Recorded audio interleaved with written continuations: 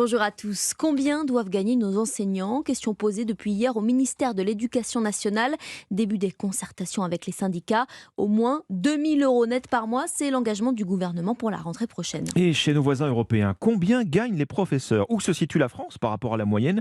Réponse dans le rapport de l'OCDE publié hier. Et Louis Sallet, vous avez décortiqué ce document pour Europe 1. Année après année, l'organisation dresse toujours le même constat, Louise. Quand il s'agit de payer ses professeurs, la France est à la traîne, hein. Oui, en France, les maîtres et les maîtresses avec 15 ans d'expérience gagnent 20% de moins environ que la moyenne des pays développés, soit 33 000 € bruts par an. Et dans le secondaire, c'est près de 15% de moins. En Allemagne, par exemple, les enseignants gagnent 2 fois plus, soit près de 65 000 € en primaire.